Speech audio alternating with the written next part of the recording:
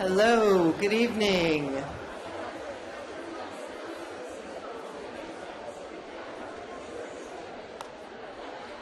Welcome, everybody.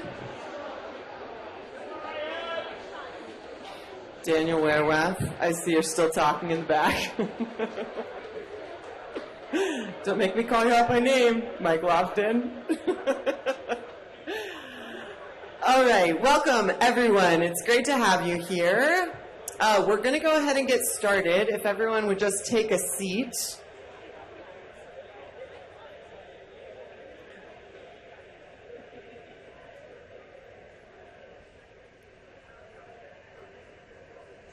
Wonderful. Welcome very much to the second Livability in the Land of Enchantment speaker series of 2024. Homelessness is a housing problem. First of all, I'm thrilled to see so many people out. This is incredible turnout for such an important topic, so thank you so much for being here. My name is Johanna Gilligan, and I am the Chief External Affairs Officer at Homewise. And it's really a pleasure to be able to kick off this event and to work with an incredible team to bring this talk to you tonight. I will be very honest, I have been a little nervous about this topic and about moderating, and I think it's because homelessness is such a serious issue, it's such a real issue, it's an issue that some people in this room have experienced, it's an issue that many people are working on, and it's something I think we all really care about, and it's painful. It's a painful reality as a community to see homelessness increasing in Santa Fe as it has. So I just want to acknowledge that this is a little bit of a tough topic, and our goal tonight is really to engage in a productive dialogue, because part of what preparing for this discussion this evening has made me feel is actually quite a bit of optimism. I really actually think we can solve this problem, and our intention tonight is to be a part of that big, long project together. So, yes, thank you. Thank you. Before we dive into tonight's topic, we'd like to thank our incredible sponsors and partners that help make the evening possible. We announced them in the last session, but please look at the program. They're also all listed there. They're a big part of what has made this possible, so thank you so much to all of our sponsors. In a few minutes, we will, yes, round of applause, sponsors. Thank you, guys. In a few minutes, we will hear from our speaker, and then we'll have a panel discussion with a few incredible leaders here in Santa Fe to kind of further discuss and ground Gregg's talk in our local realities. So at that point in time, we're going to have time for audience questions. We will take more audience questions than last time because we listened to your feedback on the forum. So if you want to submit audience questions, the best thing to do is to take your phone out and point it at this QR code right here on this screen, which will take you to something called Slido. And that is where you can submit your questions throughout the evening. You can submit them anytime during the talk. Log into the Wi-Fi. The instructions are also on the screen. Get the QR code. And then once you're in Slido, you can click Q&A and the green Ask button to submit your questions. So just to make sure everyone's with us, go to Slido, click Q&A, and then you just push the Ask button, and that's where you put your questions in, and then we will select from those questions this evening. All right, I think we got through the logistical stuff, so I would now it's really my sincere pleasure to introduce our speaker tonight. We're so excited to have with us this evening Gregg Colburn. Gregg has a very interesting background. Consider you a polymath, Gregg. You're good at a lot of things, apparently. His full bio is in the program, but a couple of highlights. He's an associate professor of real estate at the University of Washington. He publishes research on topics related to housing and homelessness and is co-author of the book, Housing is a Homeless Problem, How Structural Factors Explain U.S. Patterns. It's really an excellent book. It's a short read. I really suggest, if you haven't read it, to check it out. It is now my sincere pleasure to welcome Gregg Colburn to the stage.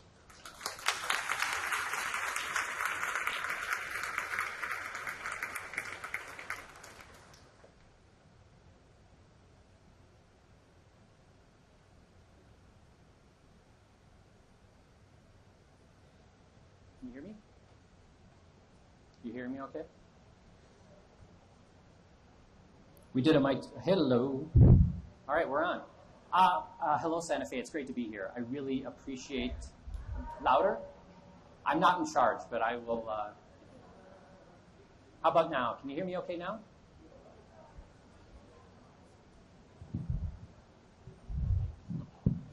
Like up here? How about now? All right. Hello, Santa Fe. Thank you for having me. This is my first trip to Santa Fe. I've been to Albuquerque a number of times, but never been to Santa Fe. So this is really fun. I want to thank Homewise, Johanna, Veronica for the hospitality and the warm welcome. And it's still louder. Use the other mic. Should I turn this other one off?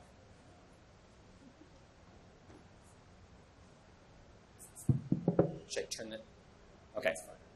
Okay. In the back, is that better? Okay. We are cutting the AC, which is good news and bad news, apparently. But okay, so for those of you in the back, this is my first trip to Santa Fe. I do appreciate the hospitality from the folks at Homewise. And I will say, Johanna and I were just talking about optimism before the talk. And what I say when I've been all over the country talking about this book, what gives me optimism is walking into a room like this that's filled with people who are interested in learning about this topic. Because the first step in solving this is we still can't hear. Okay. I'm going to eat the microphone. All right. You just wave at me in the back if it's not working. Good? Awesome. Okay. Here we go.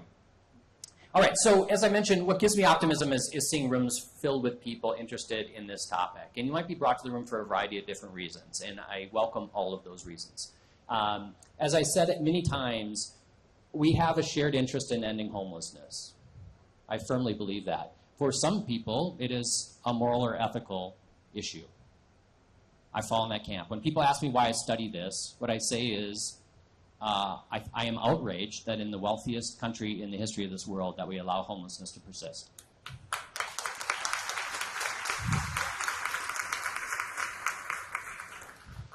For other people, you might be motivated by different motivations, and that's fine. I don't feel safe walking down the street. I hear this in Seattle all the time. It's terribly expensive to let untreated homelessness persist. It's a terrible use of public resources. We could actually house people instead. So anyway, regardless of where you're coming from, welcome. So I'm going to spend about a half hour talking about the key arguments that my co-author and I make in this book, and then I look forward to the panel discussion and responding to questions that you might have. But first, a word on motivation.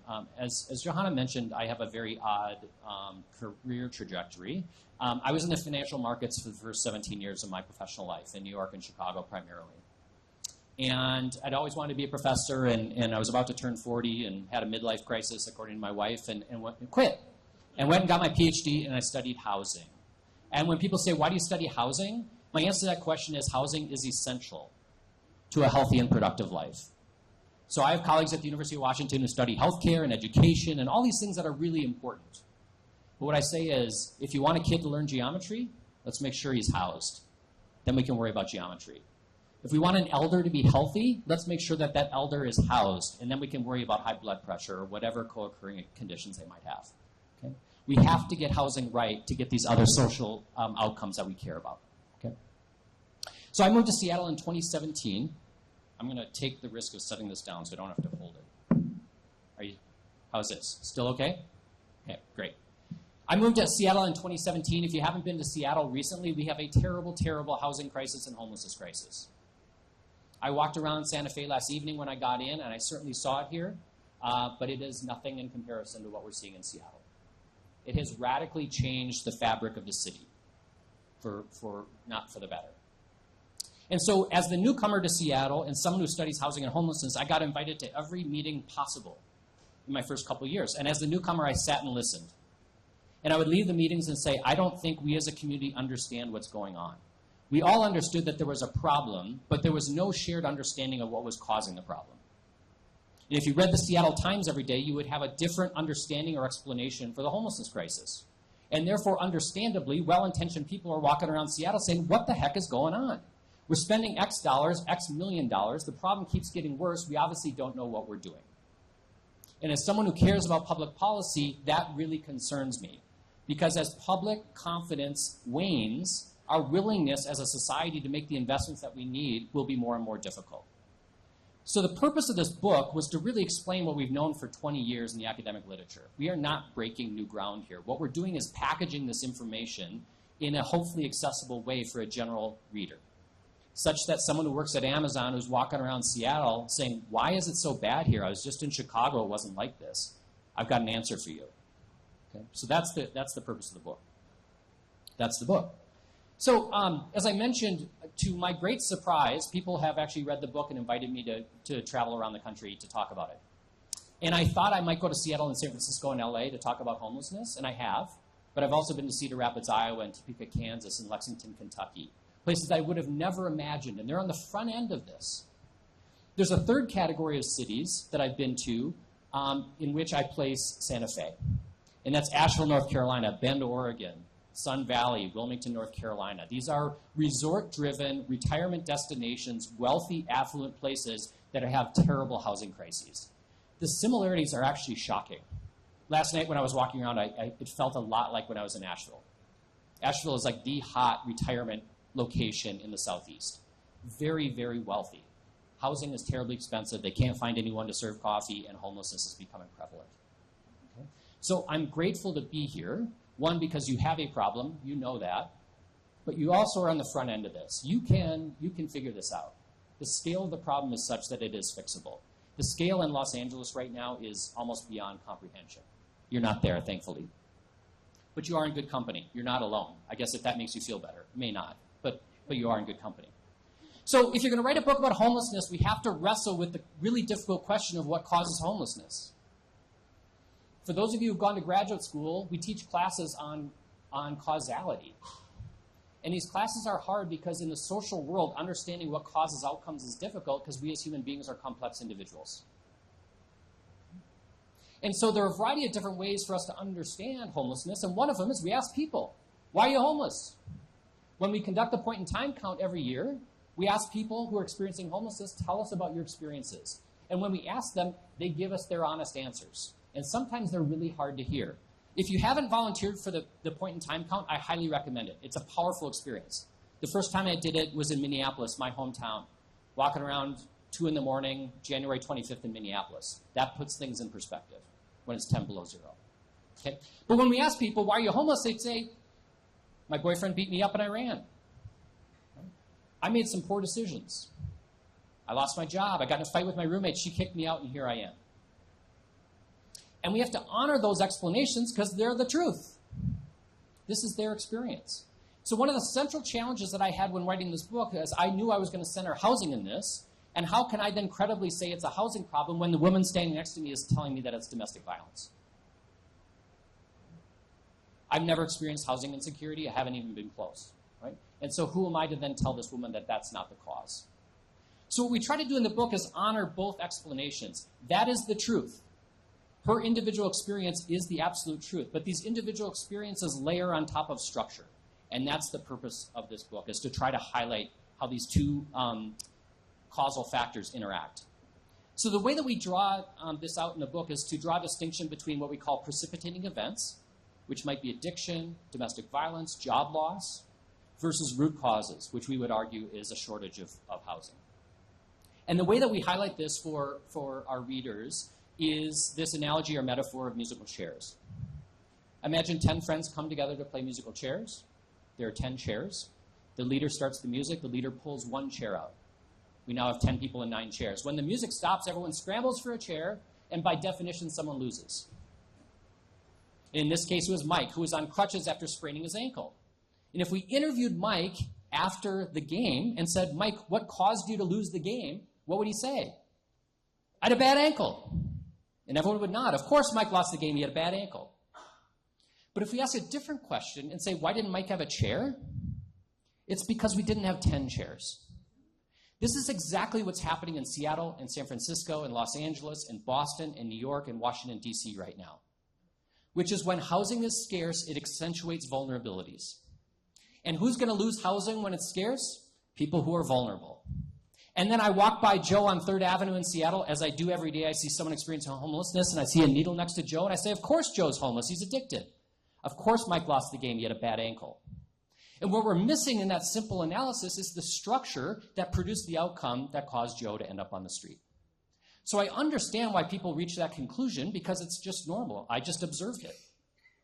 What we don't observe is this structural deficit of housing that is exacting huge costs on communities. From professors at the University of Washington who can't afford to live there, to 3rd grade teachers, to police officers who can't live in Seattle, and to Joe, who's now on the street. So I've learned when you write a book about homelessness, you get lots of angry emails. Lots. And as I joke, they include 4-letter words that are, and love is not one of the 4-letter words. Okay? It is absolutely true that addiction, mental illness, and poverty cause homelessness at the individual level. If you are addicted, if you're mentally ill, if you're poor, you are more likely to experience homelessness. No doubt about it. But we also know that those conditions produce homelessness at high levels in some contexts and not others. We should want to understand why that's the case. So the question we pose in the book is a pretty simple one. Why do rates of homelessness vary so widely throughout the United States?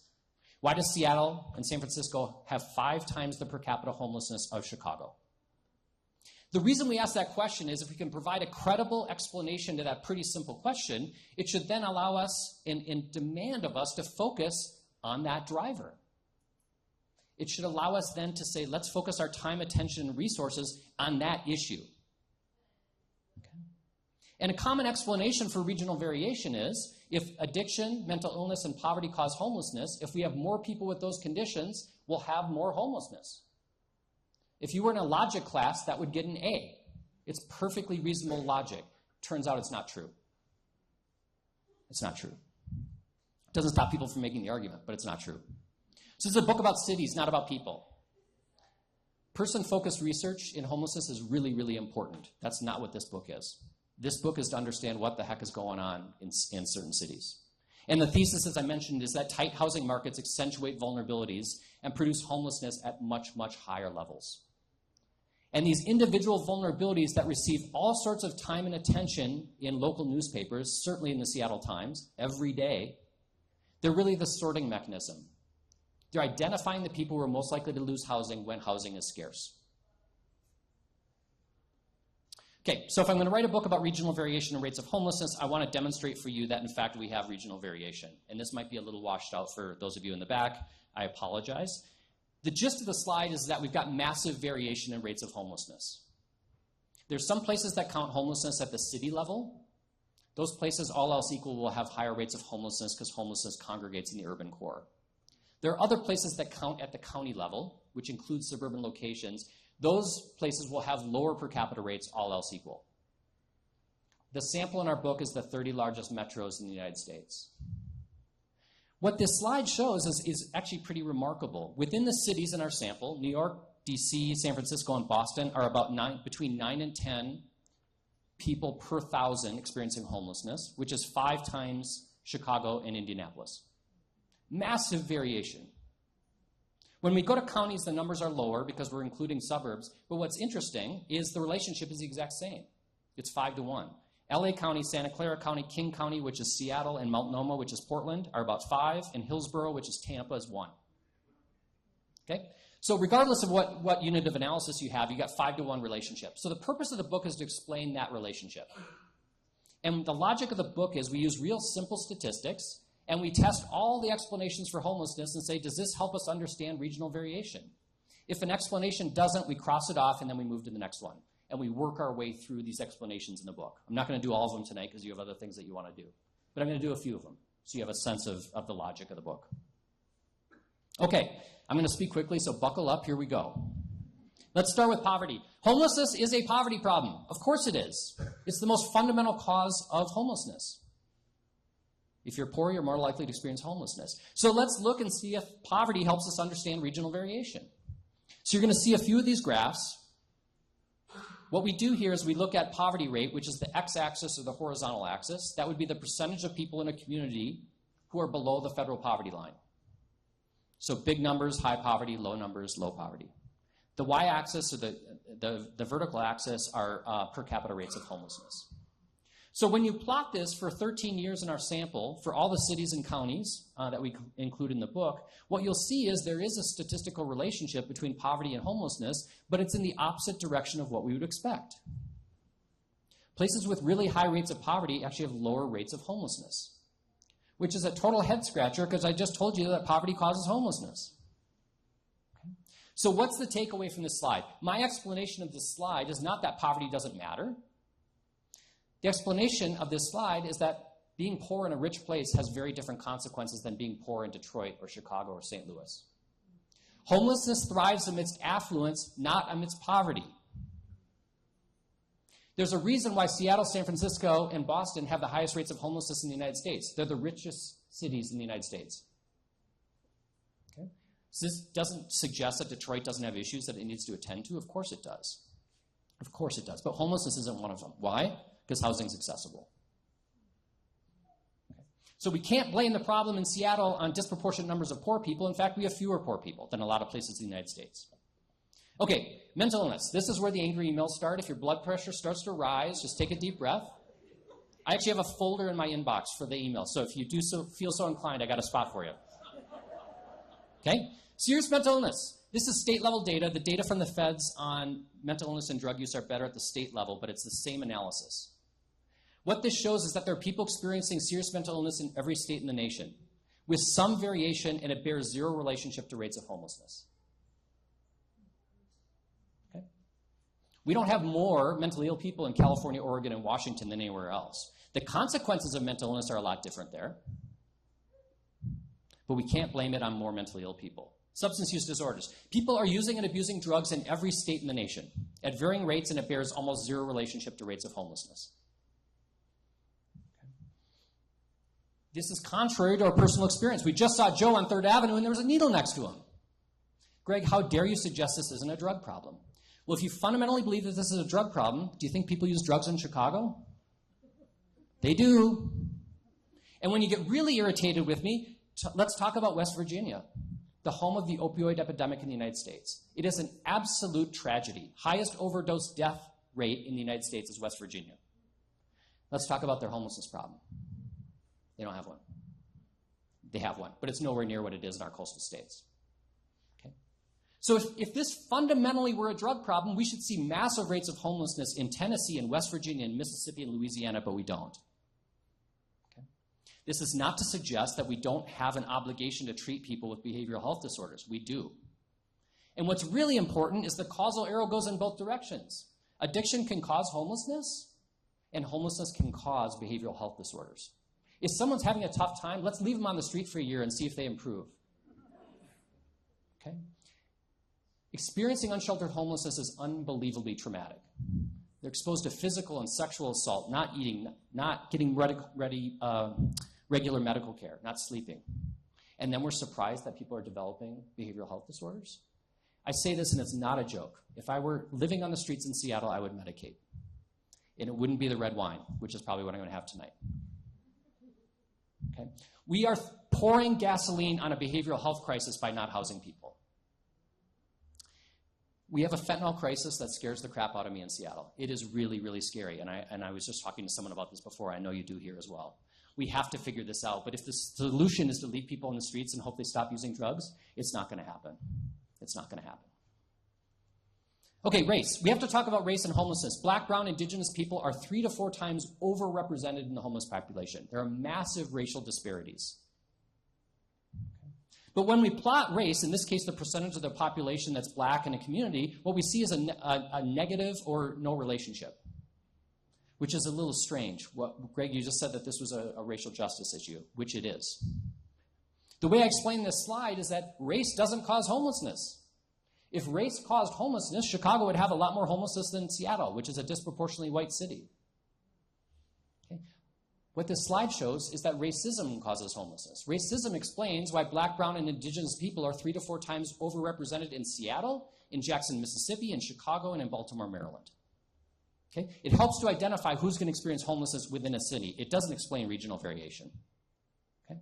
So none of these individual explanations do a very good job of explaining regional variation. So we're going to continue to look.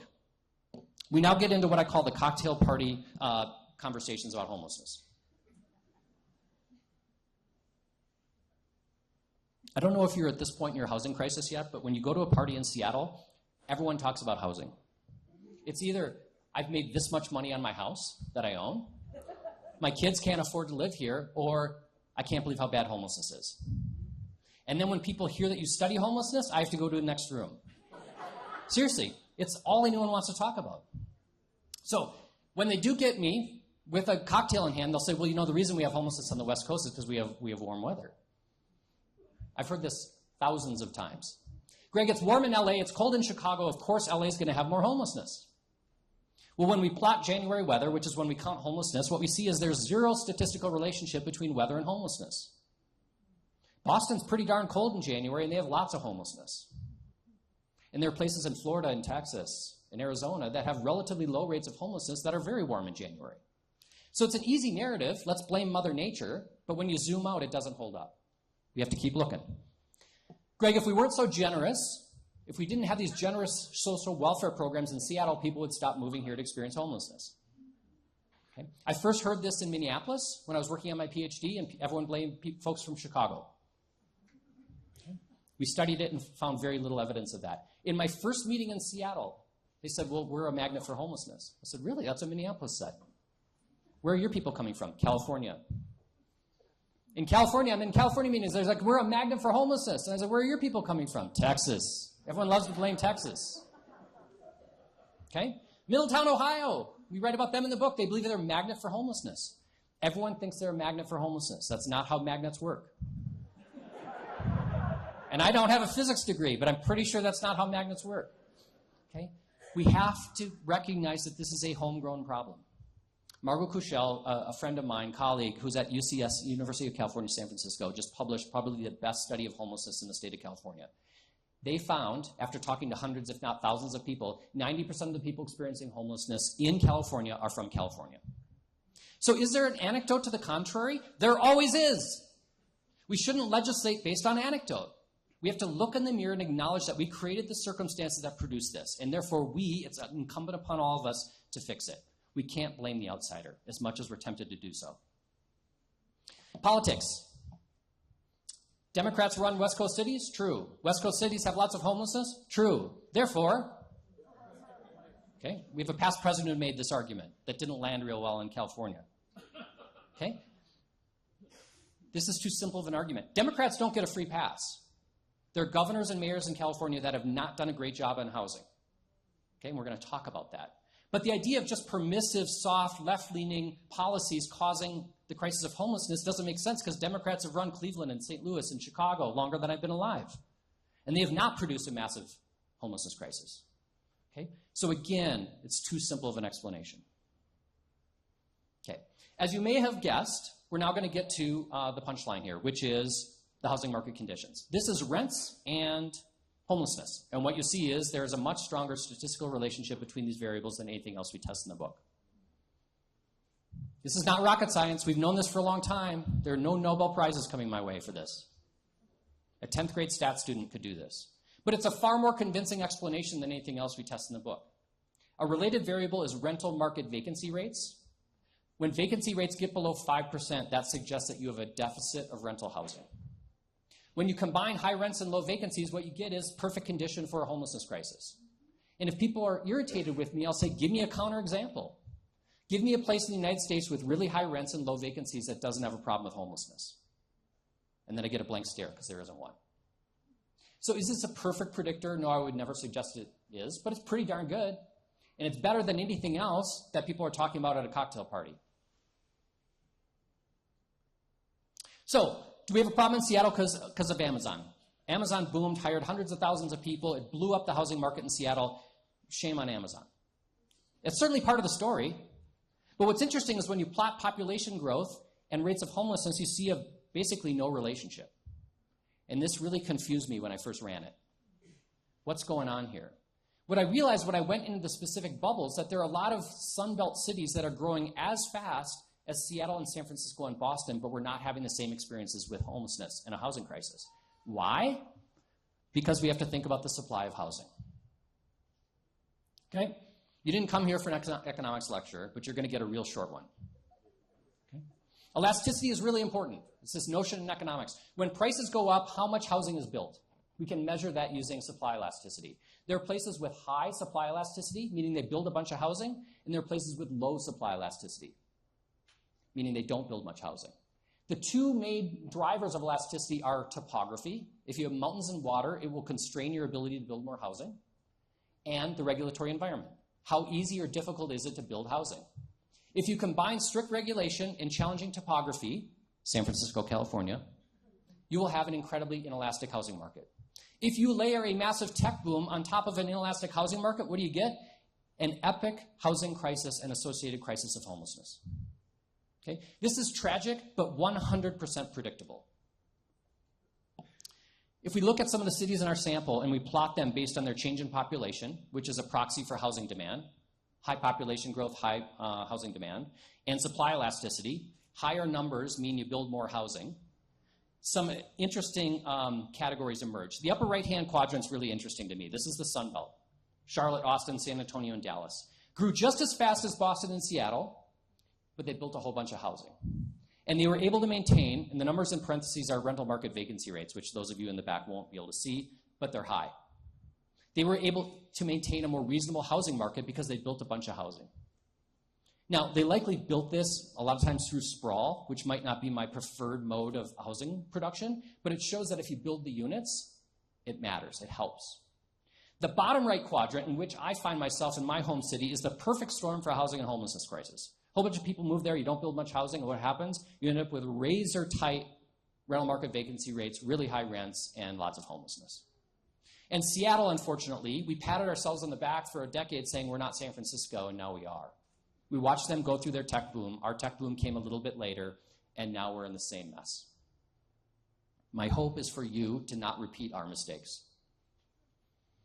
All right, so what's happened since 2019? We had a global pandemic, messed up a lot of our data. What have we learned post our data in the book end in 2019? What we've learned is the logic of the book holds. That's good news if you wrote the book. Otherwise, it's bad news. Otherwise, it's bad news. We're now seeing places like Phoenix and Austin and Sacramento and Atlanta and Denver following similar trajectory of our coastal cities. Okay. We're deciding as a nation, should we criminalize homelessness? The Supreme Court is going to come out in the next week with their ruling on the Grants Pass case. States are saying, should we criminalize? We don't have housing, therefore let's arrest people. This is Oklahoma. Representative Weaver had a criminalization bill that he proposed in the legislature. There's a journalist there who I don't know apparently asked him about the name of our book. She said, Representative, do you feel like homelessness is a housing problem?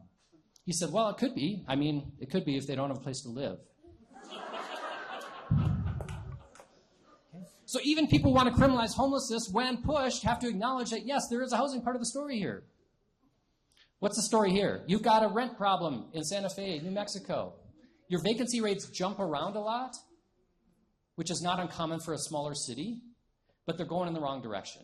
So right now, your sub 4% vacancy rates and your gross rents are on a steady climb. This is not a recipe for easy progress in terms of housing and homelessness. Okay? So I'm grateful that you're here to think about these issues. All right, so to wrap up, I get a lot of pushback. One of the things I'll hear from people is, Greg, we spent all this money on homelessness. The problem's gotten worse, therefore let's stop spending this money. I take issue with that argument for two reasons. One is we have a scale problem. We have not scaled the investments to the scale of the problem. Okay. LA, $1.2 billion for homelessness. Fantastic. I was at UCLA and people were complaining about it. And I said, well, you have a $50 billion problem and you threw $1 billion at it and you're angry that it didn't end? Okay. The other point is that most of the dollars we spend on homelessness is into the response to homelessness. And I'm grateful for that, and I'm grateful for the people in this room who do that work. It's life-saving, literally life-saving. But we're pretending ourselves if we think that in any way is ending homelessness. It's treating it when it ends up at the doorstep. And then we blame the homelessness response system for ongoing homelessness. We don't blame the emergency room when people keep breaking arms. Well, if the emergency room were so good, people would stop breaking their arms. No, that's not what it's there for. We have not invested. We've not made capital investments upstream to make sure that people are not entering the crisis response system. That has to change. Who should do this? My answer to all these questions is all the above. We need the public sector to be far more engaged than they have been, especially at the federal level. We need private sector activity. We need for-profit enterprises. We need developers to build. We need nonprofits to engage. I get accused of both being a shill for corporate interests when I give this talk, because I think developers need to build a bunch of housing, and I also get accused of being a socialist, because I believe that there's no way for private market development to fix this. We need everyone in the boat rowing. So finally here, I hope, and one of the purposes of this book was to move us away from blaming Joe for the situation in which he finds himself. Because if I walk by Joe in Seattle on my way to work, and I feel bad for Joe, but I say, boy, Joe made some poor decisions in his life, it absolves me, Gregg Colburn, of some responsibility. If instead I see Joe as the consequence of structure that I, Gregg Colburn, have contributed to, it forces me to look in the mirror at the end of the day saying, well, then what am I going to do? And what are we as a society going to do? And that's scary because structural problems require structural solutions. And that many times requires political courage and resources and things that are in short supply sometimes in this country. But I want to end on a bright note. When people say, this isn't going to work, Joe's a mess, this isn't going to help Joe, what I say is, that's false, because we already did it. The United States cut veteran homelessness by 50% in 10 years. Why? Because it's good politics. My grandpa's a veteran, my dad's a veteran. I'm all for housing veterans. But the reason we funded those investments is because it's good politics. And what do? We provided housing. Some people it was just purchasing power, and other people had severe behavioral health disorders, and we gave them housing and supportive services. So the idea that these investments don't work is patently false. What we've not done is scaled them. My hope and prayer for this community is that we make different decisions than we have over the last 10 years. Because if we don't, we're going to look back in 10 years saying 2024 was pretty good. And that's not my hope for Santa Fe or any other community in the United States. Thanks so much for being here tonight. I appreciate it.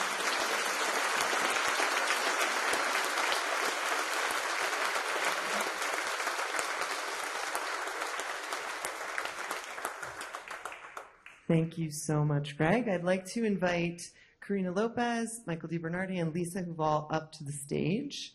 We're going to have a little discussion.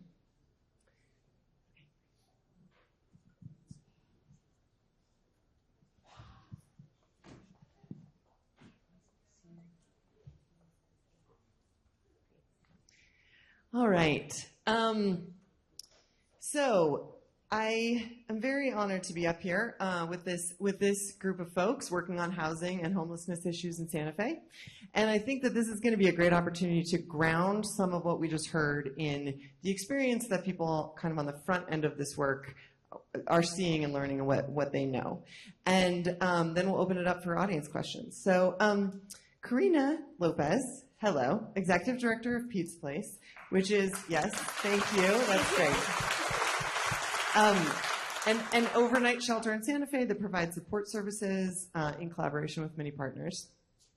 Korina, you and I have had some really interesting conversations, and I've learned a lot talking with you about homelessness because I think in reading Gregg's book, I was reminded that it's just very normal to start making a lot of generalizations about homelessness from what you see. And so one of the things that I was surprised to learn when we first connected was the rate of homelessness among older residents in Santa Fe. And I know that your client demographics change over time, but can you share any information you have about like median age of clients at Pete's Place? Yes. First of all, thank you, Homewise, for hosting such an important conversation. It is not an easy one to have. But I'm so glad to see everyone out here wanting to have this conversation. It's so important.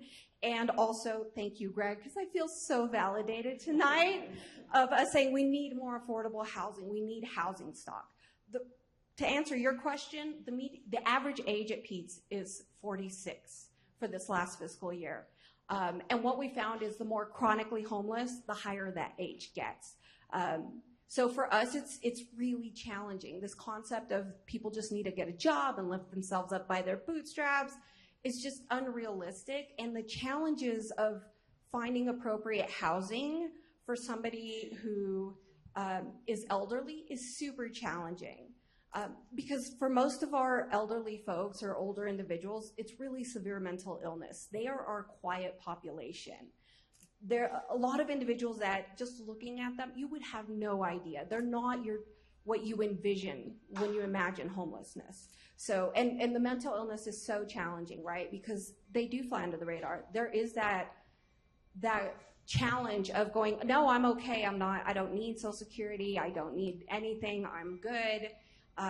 So it does become a huge challenge, and I do want to highlight, like, one of our examples. We had a woman with dementia, and older female, and in her mind it was 5G, and it took us a year we had the diagnosis, which was one step, but the year of getting a guardian ad litem, right? Getting hospital intervention. And I have to shout out the HUGS team, Healthcare for the Homeless, LifeLink. Without all our partner providers, we wouldn't have got this done. So when we look at especially that population that is so chronically homeless, I don't think people realize the challenge of getting housing, appropriate housing, affordable housing. Because someone on fixed income is never going to be able to afford to just live independently. It's unrealistic. So yeah, it's for our older population, it's a challenge, all the way around.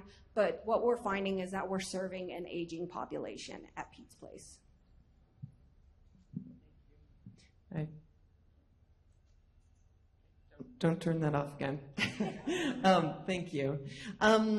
Lisa Huval, our Senior Director of Real Estate Development at Homewise, leads our work building homes and helping clients become homeowners, but has a long and illustrious history working in homelessness service provision. And so I'd love to hear, Lisa, what's your experience? How do you connect the dots between what you used to do and what you do now? And what role do you think affordable homeownership plays in this big puzzle?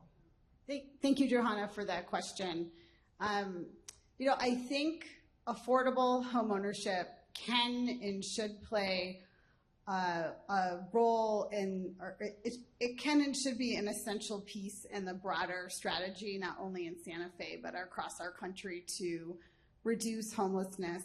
But unfortunately, in my almost 20 years doing this work, I rarely hear affordable homeownership as part of the discussion on what can we do about homelessness. And I want to talk a little bit about why I think that is, but first, why I think affordable homeownership is part of that strategy to address homelessness. And a lot of it has to do with housing costs. I think on average, folks that own their home pay less than people who rent. And that is true for lower income households, not just higher income households, even households who earn under $20,000 a year. And, a lot of it has to do with, as we saw in one of your charts, Greg, that rents increase each year, and they usually are increasing faster than wages, and that is particularly true post-COVID. While folks who own their home, of course, they'll see a little bit of increases sometimes in property taxes and insurance, but the biggest part of their housing costs, principal and interest, holds steady from year to year. And another big reason that I think affordable homeownership can be a protective factor from homelessness is just predictability and control. One of the best parts about owning one's home is you get to decide how long you're going to live there for and when you're going to leave, as long as you're making your housing payment every month. And renters just don't have that luxury. And in markets like Santa Fe, where vacancy rates are so tight, if a renter has to leave because their landlord raised the rent or just decided they're going to sell the property, it'd be so difficult to find new housing. It can just put families and individuals in a very vulnerable housing situation. I think that we don't really think about home ownership as part of the broader solution because we make a lot of assumptions about why people experience homelessness. They have addictions, they have untreated mental health, they're terrible at managing their money, they're too poor. All of those things lead us to assume that people who experience homelessness can't be homeowners. And I think that is a really dangerous assumption that we're making, that we really, as a society, really need to examine, because affordable homeownership can be really protective from homelessness. Finally, I just want to end this my answer on a really hopeful note. For most folks, the first step out of homelessness is going to be safe, affordable rental housing.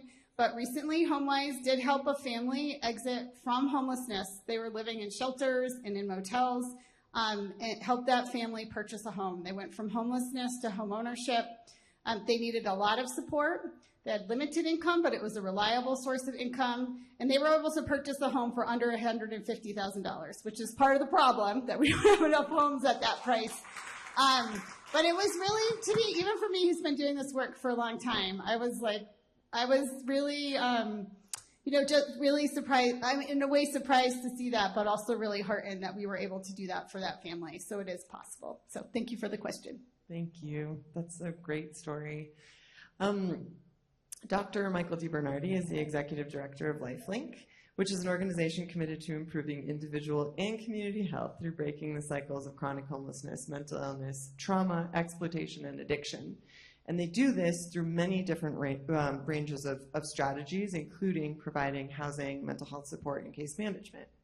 Dr. DeBernardi, I know that you came to your role leading LifeLink really as a mental health professional and an addiction specialist and not a housing specialist. But I also know in talking with you that I had an assumption that securing housing vouchers and getting through the bureaucracy of that process was the hurdle, the biggest hurdle. And I know that you've helped me better understand that actually sometimes using the vouchers is challenging, even more challenging. Could you just describe a little bit like what the barriers are for your clients and what that looks like? Sure. Thank you, Joanna, and thank you, Greg. When I found out about this, I looked into your work and was like, yes, somebody is talking about this. It's not about the people who are showing up at our agency every day who are struggling with addiction, struggling with mental health. It's not about something wrong in them, some fault in them. Yes, LifeLink, started in this community 36 years ago as a homelessness provider. And that's really the origins of the organization, and it's still, even though we've grown in many directions, it's still a huge part of what we do. And we are the second biggest supported housing provider in New Mexico, largest in Santa Fe. And one of the problems we run into is not so much that we don't have enough vouchers, although we would always take more vouchers if anyone wants to give them to us, is having people use those vouchers. So, for instance, one of the programs we have, Linkages, which is a state-run voucher program. We've got 94 of those, but we only have 77 people who are able to use those vouchers and find housing that's affordable in this community. These kind of vouchers, and all the different vouchers we use federal HUD-defined rates. And under HUD, you can't go, they'll give us a little bit of room, 115%, but basically $1,300 a month for a one-bedroom is the limit. How many people think you can find a one-bedroom apartment in Santa Fe for that kind of money? And so, increasingly so, as rents go up, landlords who traditionally worked with us are seeing that, well, I can continue to work with LifeLink and a lot of the challenges that go along with this population, or I can rent to this guy who's new in town and charge him $1,000 more a month, so where's the choice gonna come? So there's a huge supply and demand issue in this community that needs to be addressed. 5 years ago, we could get someone from the day they got a voucher to moving into their apartment about a 30-day time span.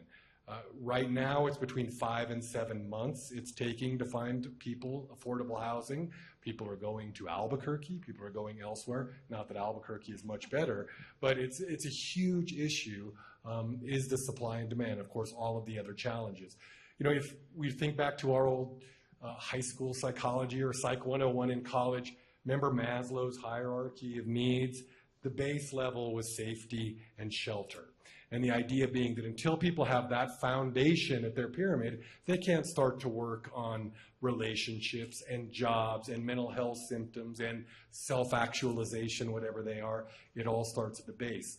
We are not providing people with that base so that they can start to do the work they want to do to improve their lives, yet we see them on the streets. We look at them certainly struggling with mental health, with addiction issues, and instead of more likely to blame them, just do something different, get a job. There's help wanted signs all over this town. It's not that easy. So housing is the foundation of all of the work we do. And in Santa Fe, this is a big issue, a big hurdle that we have to get over. Thank you. We're going to open it up to some audience questions, but I do want to touch on the fentanyl crisis. Although this is really a conversation about homelessness and its connection to the housing market, I think we would be remiss not to acknowledge that The fentanyl epidemic is just devastating, and it's obviously creating just severe wake of trauma in people's individual lives, and it is also hard to see as a person living around folks struggling with the fentanyl epidemic or living around. It's a challenge. And so I know that this is really a lot of your expertise and your background, Dr. DeBernardi. How, from your perspective, has the fentanyl crisis shifted your work? And what are bright spots or opportunities or things we could do more of that you think are truly in response to such a challenging situation? Not too many bright spots, unfortunately. It is a big challenge. Of course, this is a community that has struggled for generations with other opiate addiction, with heroin addiction. We've seen a lot of methamphetamine and stimulant use over the last few years. But fentanyl's really been a game changer. In fact, literally a half hour before I came here, I helped revive a guest of Pete's place of Lifelink, a client who OD'd right on the sidewalk in front of the agency. And we're seeing more and more of this every day going on. We don't have good treatments for fentanyl addiction. We really have two major medication-based treatments. And unfortunately, the most promising one for heroin addiction, which is buprenorphine, isn't working so well for fentanyl. It's causing people to go into more severe withdrawal. They may have one experience where they went into such bad withdrawal that they don't want to go back again. So in some ways, our most promising treatment is creating a bigger problem because it makes things really uncomfortable for people. So there are some bright spots. There's some new research coming out on microdosing buprenorphine to help people kind of ease into the withdrawal. But really right now, we have some major challenges. Of course, from my perspective, underlying all of this is trauma and trauma history. So I think if we do a better job of treating trauma through all of the effective and promising practices we have, that we can help eliminate a lot of that. But we've got to get them in the door. And if they're too afraid to come in because they've heard how horrible the treatments that we do have are for the addiction piece, they're not going to be there to get the other treatments they need. Yeah, and I think that ties back to the housing issue because the longer people are unhoused, the more trauma they're experiencing. So really making sure that we're stopping people from becoming homeless and then moving them into housing as soon as we can feels really important too. I'd like to open it up to Veronica for some audience questions. Okay, for Gregg, and I imagine others may want to respond as well, Santa Fe homelessness feels like a hidden epidemic. People may not be visibly on the streets. How do we measure homelessness accurately and increase awareness? It's a great question. I describe homelessness as an iceberg phenomenon in the sense that we see people on the street and we assume that that is the homelessness crisis. It is a component of the homelessness crisis, but there's a whole bunch of people we never see. There are people serving coffee in Seattle living in their cars. There are women and children in family shelters. There's a lot more people nationwide below the water than above the water. Counting homelessness is really difficult, and there's a big debate in the literature and kind of among scholars right now to figure out how do we do a better job of this. The numbers that we post are an undercount. We know that it's an undercount. The crisis is far greater than the numbers that we publish. And so one of the challenges that we have is we need to communicate that Joe on the street is an important part of this, but is not the complete story. And we unfortunately like to blame Joe, but when we hear about women and children experiencing homelessness, we have a different response. And so we have to explain the broader context to elected leaders and civic leaders such that they understand that we have a lot of people who are really struggling. And in Seattle, 50 to 60% of our homeless population is employed. That shocks people when I tell them that because they equate it with Joe. So anyway, great question. We have a lot of work to do in messaging, and we have a lot of work to do to create better estimates of the population. It seems like left and right can agree on wanting to end homelessness. What advice do you have for Santa Fe as we are amidst updating our land use code, as land use can be highly restrictive? Well, I always recommend a book on my talks, and that book is Neighborhood Defenders, and Katie Einstein's actually coming next month, so please come. She's great. The book is great. Land use is a huge, huge part of this story. And I say to people, and this results in more angry emails, if you are against multifamily housing, you are for homelessness.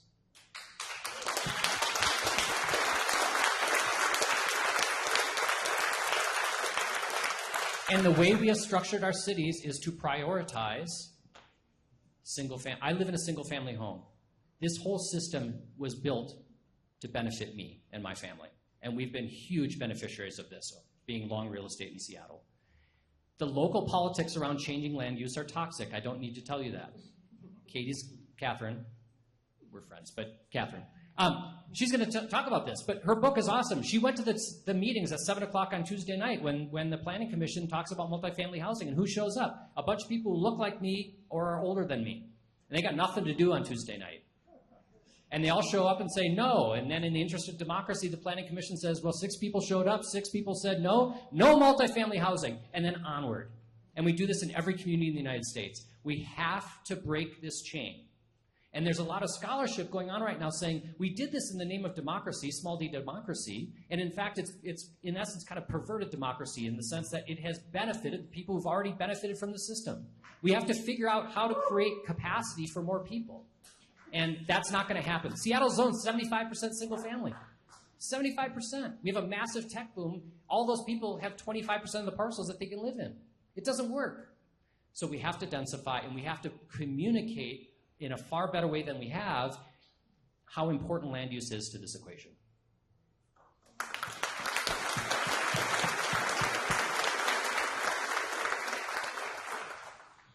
How should policymakers decide how much money to put towards affordable housing versus homelessness? Should city officials look to others for funding solutions?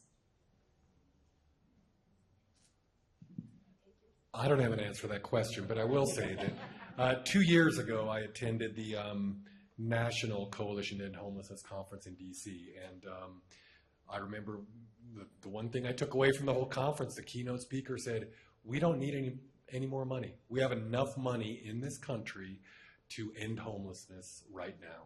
It's just that we don't know how to manage our money. We don't know how to spend it. We don't know where to invest it. So to me, that was an optimistic thing if we're looking at that we can do this if we try to do it. And I really appreciate Gregg's comments about, Santa Fe is limited. We've got the mountain. We've got pueblos. We can't grow out. Controversial thought, we might have to grow up. And I know Santa Fe doesn't want to do that, but we may need to grow up. I also want to add, I think to this question about funding, before I came to Homewise, I worked at the city of Albuquerque as the deputy director of housing and homelessness. I wish I had created a file for all the angry emails I got. That was smart. Good way to handle it. But I will say, homelessness is felt at the local level. It's such people feel it when someone's sleeping in their doorstep or they're defecating on the sidewalk or in the park where their kids play. It's just at this local level, and there's just this intense expectation that we're going to solve it at the local level. Local government needs to fix it. But the solutions really have to come from the state and national federal level as well. It really needs to be a holistic approach. It's not going to be something that the city of Santa Fe or the city of Albuquerque are going to be able to solely fund their way out of. There has to just be a whole national shift in how we approach housing, affordable housing in this country. I would just add one thing when we talk about dollars. Housing interventions are expensive.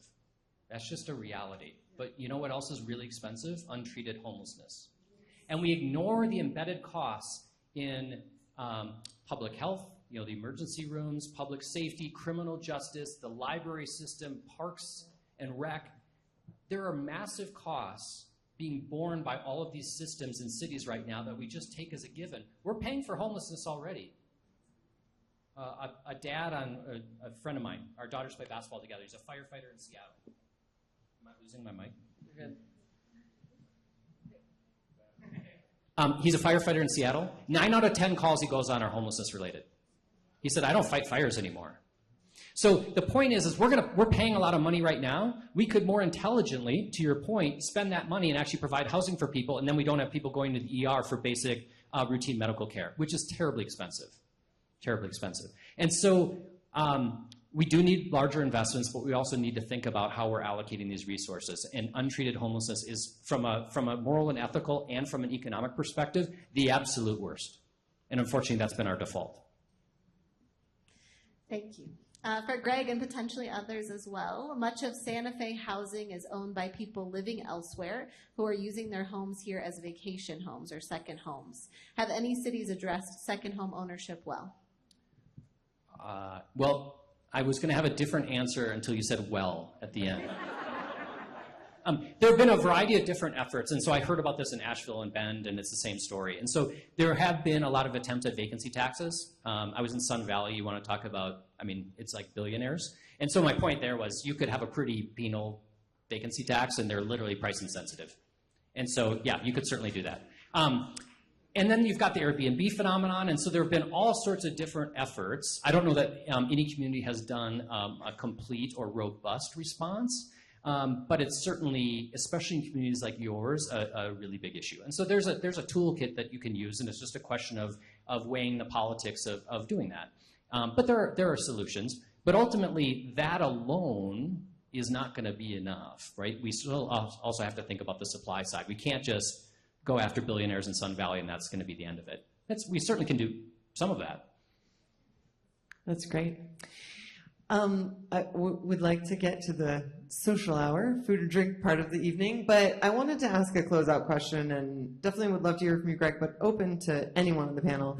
You know, we have at last point in time count, which is clearly an underestimate, under 400 homeless people in Santa Fe. And that is a lot of people, even though it's more than that. Even if it was 400, that's a lot of people. But it is still a problem I feel like we can get our arms around.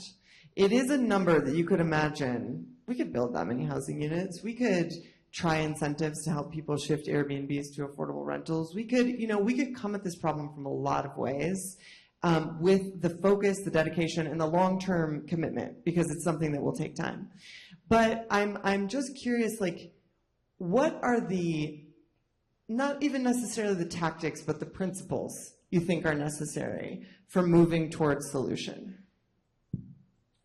Well, I think, I say this a lot, that there are a lot of social problems that will outlive me. I'm 51, so give me another 40 years. We're still going to be dealing with racism, climate change, poverty. Those will outlast me. This problem, not just in Santa Fe, but in the United States, this could end in the next 40 years. I have 100% confidence of that. It won't happen if we continue to do the same thing we've done to date. But this is a solvable problem. 650,000 people in the United States, let's say it's 1 million, that's a number we can fix. 400 people in Santa Fe? Absolutely. Absolutely. New York, 80,000? That's harder. That's harder. And so ultimately what we need to do as communities is start to think about housing a little differently, is my view. The next book I'm going to write is going to be about housing as infrastructure.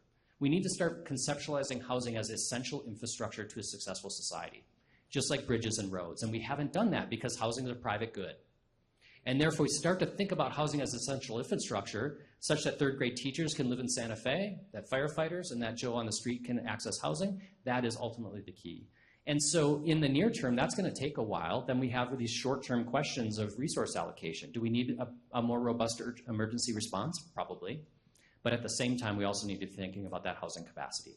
If this were easy, we would have done it. There's a lot of smart people in this room working on this, and so I'm not suggesting that it's easy, but it is a tangible problem that is solvable. And just to wrap up, one last point of optimism. I was in Atlanta recently, and I happened to have a chance to spend some time with Sean Donovan, who was HUD secretary under President Obama. He's now CEO of of Enterprise Community Partners, which is a big housing organization. What he told me was, we were comparing notes traveling the country. He said he's never seen it worse than this. He ran housing in New York. He's seen really, really tough spots. He said, I've never seen it this bad. His next sentence was, though, but that is a tremendous opportunity. The crisis creates an opportunity, and we have to take advantage of that opportunity. And the fact that this room was filled is that example. So we have to capitalize on the passion, and I'm hopeful that we can make it done. Thank you. Thank you so much to Gregg, to all of our panelists. Thank you not only for being here tonight, but for all the work that you do every day. Oh, 1 second. I'm just going to close this out. So we look forward to seeing you at our next speaker series. Greg's buddy Katie's going to come talk. It's going to be great. She wrote a really great book called Neighborhood Defenders. I think it's a really rich and important conversation for Santa Fe, so we really hope to see you there. Tickets are available at livabilityspeakerseries.com. In a moment, we're going to break for food and drink and community building, and we've added something. We've added something new to the format of this session. We, again, from our feedback, we listen to you guys. We encourage you to find someone you haven't met yet and to discuss one or both of the following questions on the screen. What's one thing that surprised you in tonight's session? And how are you feeling about the future of homelessness in Santa Fe? We hope this is really a great way for you to build new connections and to reflect on the session. And I do have one last announcement, which is that tonight is our very own Veronica Toledo's birthday. I know, it's really a lot of attention, but to know Veronica is to love her. She leads our fellowship. She's an amazing part of our team. We'll be having a very small cake, so some small portion of you all can have cake with us. Please come join us in the back for food and drink. Thank you so much for being here.